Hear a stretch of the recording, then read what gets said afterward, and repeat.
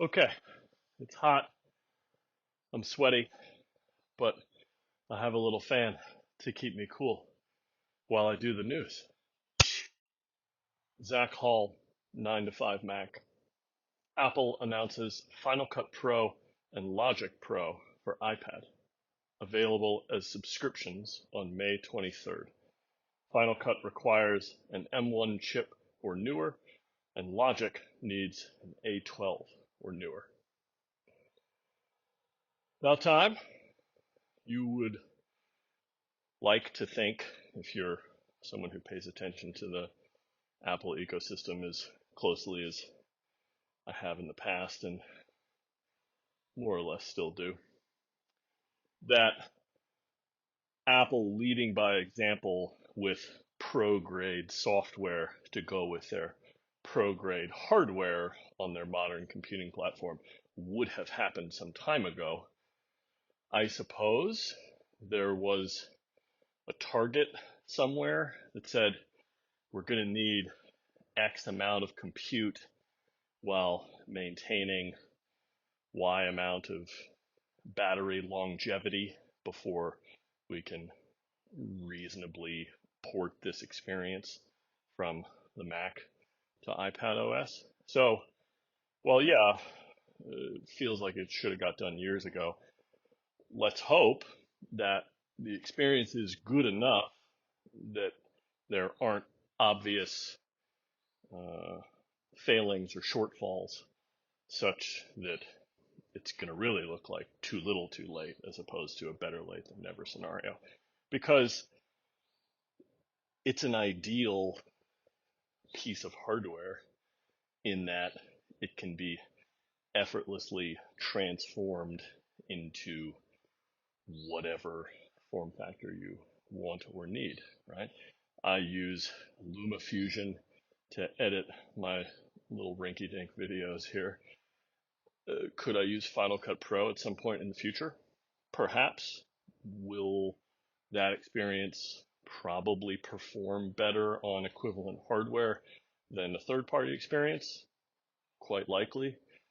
But aside from that, I like this trend from Apple in the past handful of years of let's get some news out leading up to WWDC so that we sort of buy positive uh, sentiment and excitement going into the conference, and we don't have to try and wedge a whole stack of product announcements into the conference. We can have a clearer story to tell. I like that. So keep it up.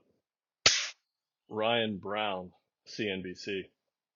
Ripple CEO Brad Garlinghouse says the company will spend $200 million fighting an SEC lawsuit accusing him, a co-founder, and Ripple of selling unregistered securities. Related, Wall Street Journal analysis of the 76 coins the SEC considers securities, 16 can be traded on major U.S. crypto exchanges. Tokens labeled as securities in 2022 almost tripled year over year. Also related, Ryan Brown, CNBC. Coinbase CEO Brian Armstrong says the U.S. SEC is on, quote, a lone crusade, end quote, rose back on his suggestion the company may leave the United States and expresses interest in the UAE. A lot of crypto malarkey there, but handful of things that I think are interesting. Having to signal exactly how much money you're going to spend to take the federal government to court is a weird flex. Uh, the fact that tokens labeled as securities have tripled in value year over year is, I think, fundamentally a good sign. It's continued evidence that cryptocurrency as a going concern is not going anywhere. And then last but not least, Armstrong and Coinbase's statements, as they stack up, the company looks less and less mature, cohesive, thoughtful. I can't land on exactly the right word, but it's like we really want to work with the federal government. We'd really love for the federal government to clarify their regulatory position. We're going to set up shop in the Bahamas. Well, maybe we won't set up shop in the Bahamas. We like the United States, but what's going on out there off the Persian Gulf? Like, there's just a lot of what feel like conflicting sentiments coming out of that organization. But I don't know. Anna Nicolau, Financial Times. Source: Spotify removed around 7% of tracks uploaded by AI music startup Boomy, or quote unquote, tens of thousands of songs, over suspicion of bots posing as human listeners. Talk about a this is cyber story that I'm not sure I expected. Say what you will about the concern that people are going to use a new set of creative tools to produce synthetic music, right? Like, here's a song by Drake, except Drake didn't write these lyrics and didn't record these lyrics and had nothing to do with this beat. That's the side of the debate that we all sort of saw coming. The notion that someone will also engineer software in order to artificially boost the performance characteristics of synthetic music in Spotify's database, that is something I did not have on my big note card, but quite frankly, I love. Not without some empathy for, the individual, as always. Like, artists are going to have a tougher and tougher time unless they're willing to embrace these tools and try and get the most out of them. Sadly, for people like Drake, that's going to look like going to their attorneys and saying, how do we create the legal framework by which anyone is allowed to use my voice, but I have some uh, skin in that game, if you will.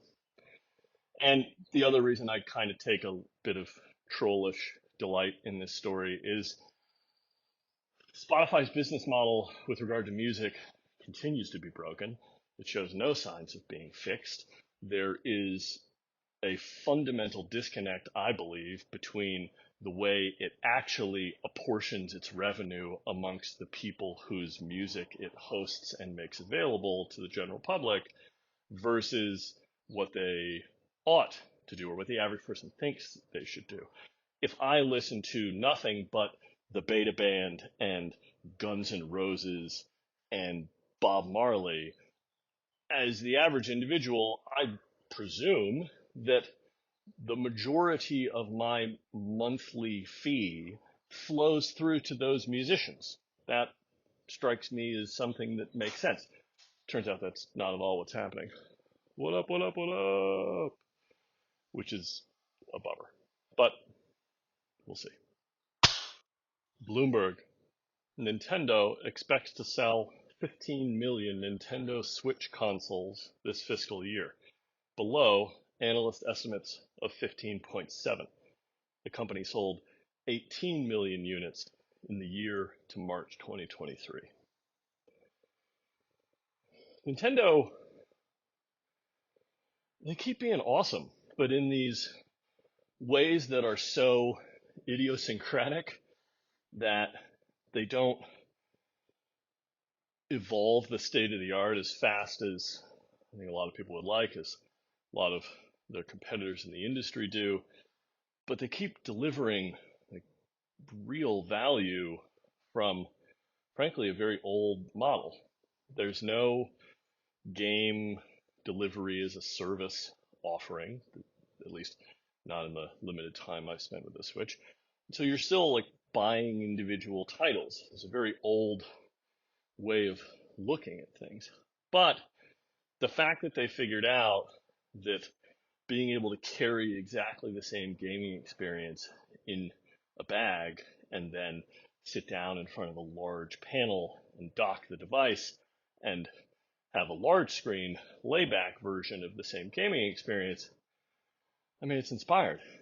And again, as a longtime Apple head, this is the Duo 230. Like, this is the dream. You dock the thing, and then you have a different set of affordances. This is why iPad stands are the way we are. Um, Missing your goals by almost a million units, like selling 15 million units a year of a console that hasn't materially changed in, how old is the Switch? 5 years old? Something like that? I don't know. Keep it up, Nintendo. I hear Zelda is absolutely killer. I'm looking forward to seeing it. Angus Lowton, Wall Street Journal. Wendy's partners with Google to automate its drive-through using an AI chatbot, rolling out in June to an Ohio restaurant. The bot has been programmed to upsell. Anyone who has worked retail in the last 20 years will tell you that it is in no way noteworthy that the bot has been programmed to upsell. The people are programmed to upsell. We just don't call it programming. We call it encouragement. Uh, yeah, why not? Right? To the extent that human labor is a finite resource in a fast food context, wouldn't you want as much of that human capacity being dedicated to making the food and as little as possible dedicated to having to take someone's order and process their transaction and, you know, great. Kyle Wiggers, TechCrunch. IBM announces Watson X, a suite of AI services that includes WatsonX.ai and, quote, Enterprise Studio for AI Builders, unquote, and Watson.data and WatsonX.governance. Well, Big Blue, gonna Big Blue. I don't really know what else to say, though. Nicolesh Day, Coindesk. Sam Bankman-Fried's lawyers file pre-trial motions to dismiss most criminal charges against him, but not charges tied to securities fraud and money laundering. The release of these papers showed up on Blue Sky last night, and I I kind of want to read them just for the sort of exercise in examining the writing style and capability of SBF's attorneys. So maybe I'll have more to say the next time his slow rolling plane crash of a career comes up in the news. Addie Robertson, The Verge. How Something Awful plans to archive the source images of millions of Imgur links by May 15th, after Imgur announced it would delete nudity, porn, and old content.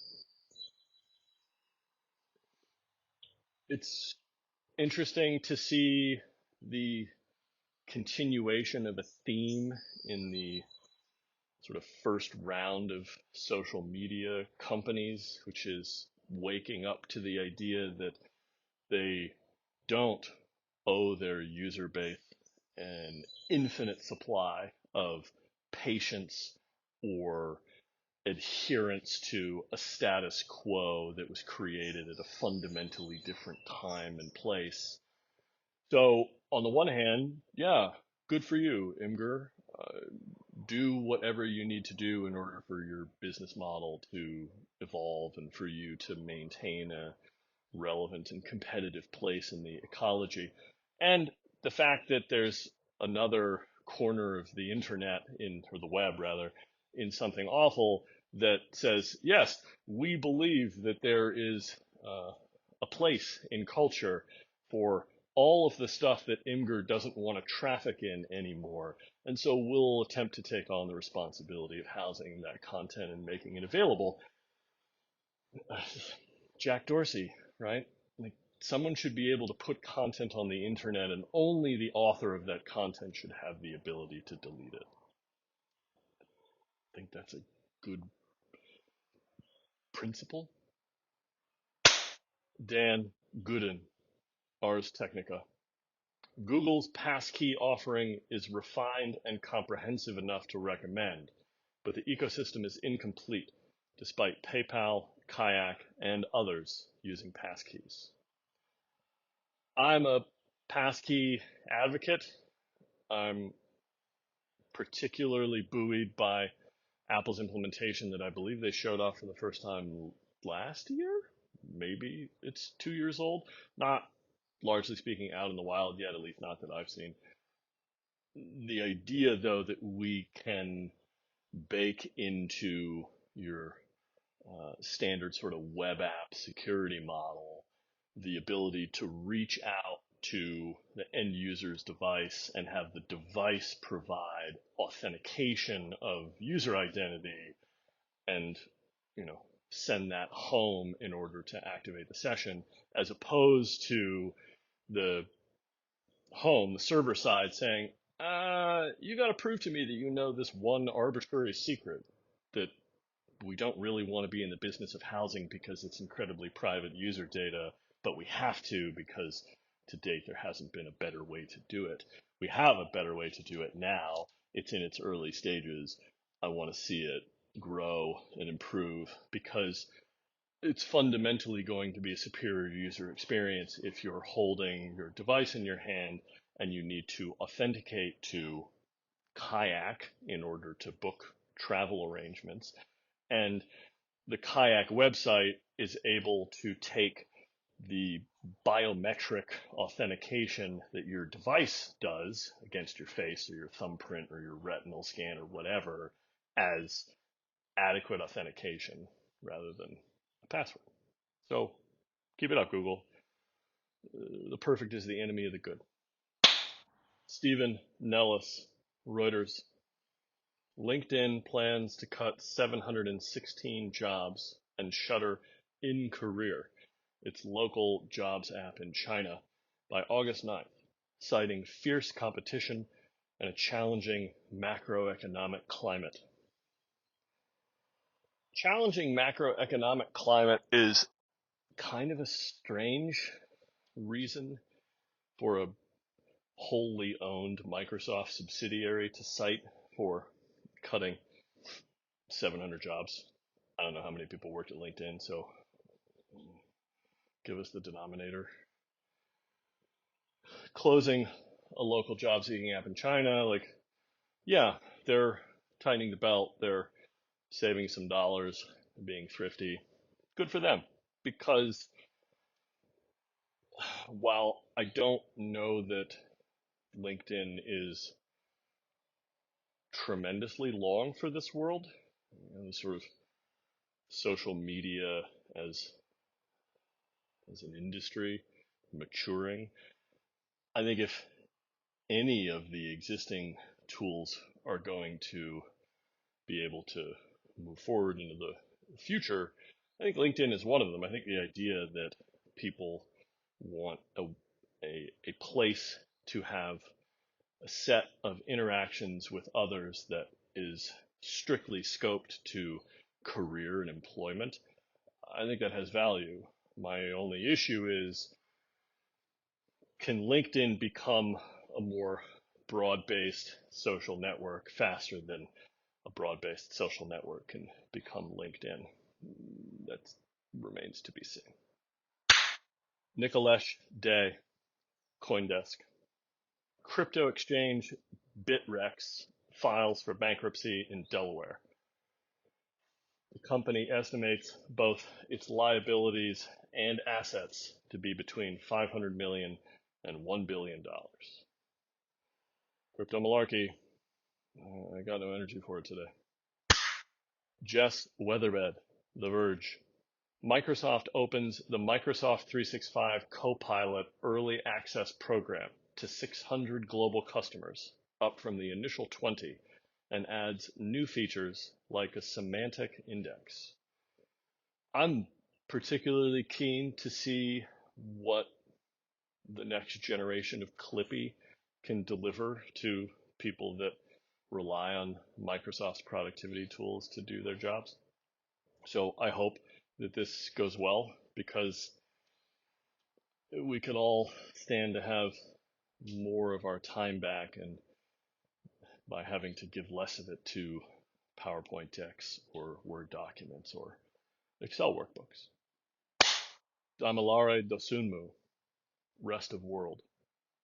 African B2B e-commerce startups are scaling back operations and laying off staff. 28 of them raised more than $470 million since 2008, of which 90% came between 2021 and 2022. I have tremendous hope and optimism for the African technology sector broadly. The model that Estonia often represents to many people as, wow, look how modern and progressive a lot of their infrastructure and systems are. They got that because they were a part of the Soviet Union and didn't therefore make a whole bunch of, capex investments in late 80s, early 90s tech. And then when they got their independence in 95, 96, somebody's upset with me for forgetting that. Then they got to take all this stuff that was on the shelf in the open world and deploy it. And I think, very broadly speaking, African countries are in a very similar boat, right? The marketplace of what is available to put together in order to improve the quality of governance, the quality of culture, the quality of life for people living in Africa is massive. Right? We've never had the types of capabilities and tools that we have today. So it's kind of a bummer to see that a lot of their e-commerce startups are laying people off. But if we go from 28 e-commerce startups in Africa to 8, yes, as always, empathy for the individual that doesn't have a job anymore, but are those 8 going to be able to provide meaningful improvement to the lives of hundreds of millions of people across the African continent? I hope so. Lo Dewei, Bloomberg.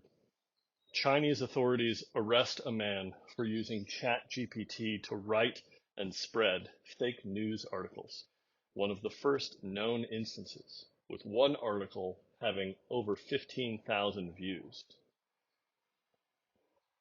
Complain all you want about the state of law in America, but there are other parts of the world where if you put knucklehead stuff on the internet, they will just come to your door and take you away. I sincerely hope that this person gets to go back to being a free citizen as soon as possible, to the extent that one can be a free citizen in China. The technical notion here, though, that use ChatGPT to write and spread fake news articles. How? Like, I was under the impression that creating, well, maybe it's very simple, right? Maybe it's as straightforward as Chat GPT to produce a couple blobs of text and then Photoshop to make it look like it was, published in the South China Daily. Maybe that's how it went down. But this is cyber. Michael Wayland, CNBC. General Motors hires former Apple VP Mike Abbott to lead a newly created software unit starting May 2022. Abbott was VP of engineering for Apple's cloud services. It would appear this is the other shoe to drop in, was it last week or the week before, the story of GM saying that they were going to prioritize their own software stack and that Apple CarPlay and Android Auto would be deprioritized in the vehicles that they put into the market. Yeah, that's the sort of hire you want to make if you want to take that sort of thing seriously in your product portfolio.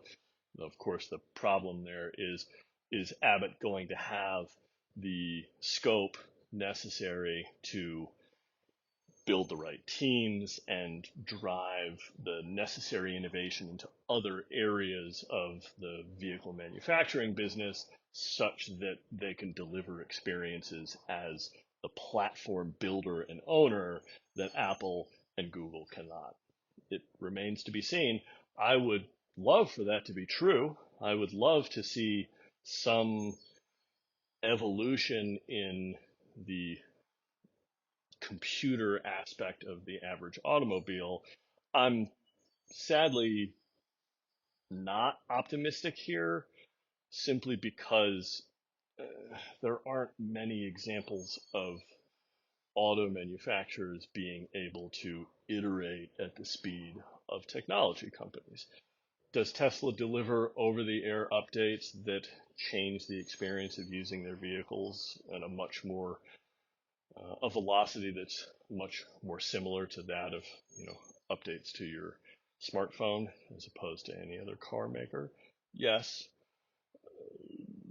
Point is, if GM can't pull this off, I'm concerned about the notion that maybe no auto manufacturer can. But let's zoom all the way out. If you're lucky, you don't have to own a car, or you don't take the ownership of your car so seriously that you put that much attention into what the dashboard interface looks like. Edward Ludlow, Bloomberg. Finnish wearable Ooura acquires Proxy, which makes digital identification tools, in an all-equity deal. PitchBook says Proxy was valued at $292 million in 2020.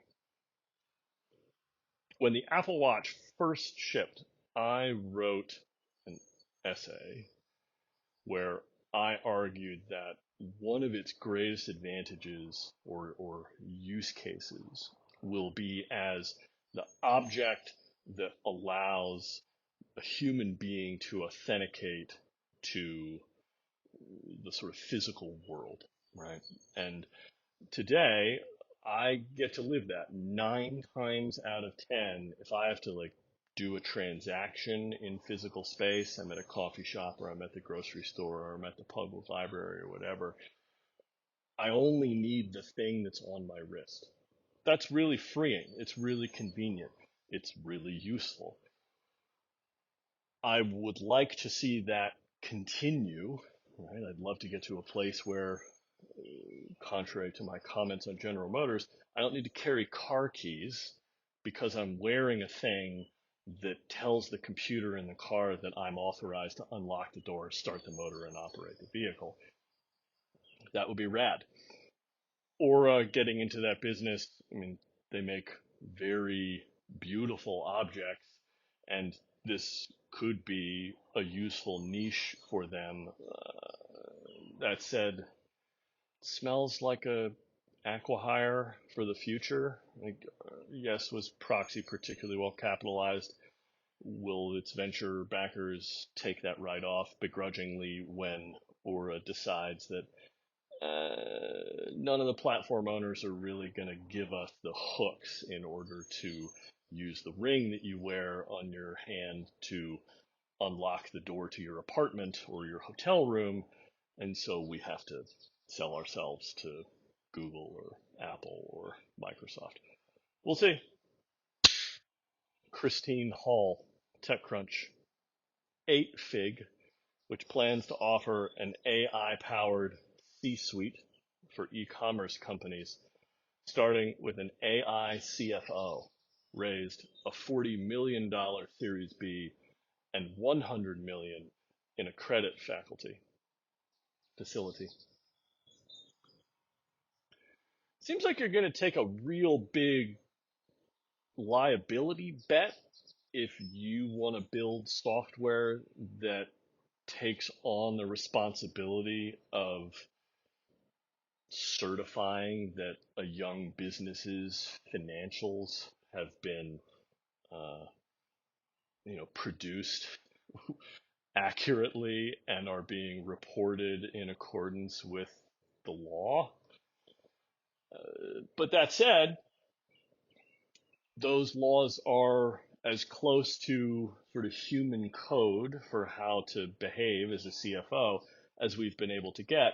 So if they get it right, yeah, watch out, right? You get that much closer to a team that can be fed with two large pizzas being able to take an idea to an MVP to product market fit and not need the same type of professional oversight and guidance that that same group of people might have needed to hire for 5 years ago, 10 years ago, 50, 20 years ago. The part of the core of the Andreessen Horowitz thesis is we should allow technical founders to maintain their spot at the helm of the business that they start as long as possible. And part of what that means is equipping them with all of the professional network that they need such that they don't have to hand any responsibility over that they don't really want to. And that's not to say that A16Z coaches their businesses to not hire CFOs. Of course they do. But the point is, if you can put off hiring a CFO for another quarter, another 4 quarters, another 16 quarters, maybe that gets you closer to being default alive, which is cool. So, I don't know, maybe 8fig will turn out to be super rad.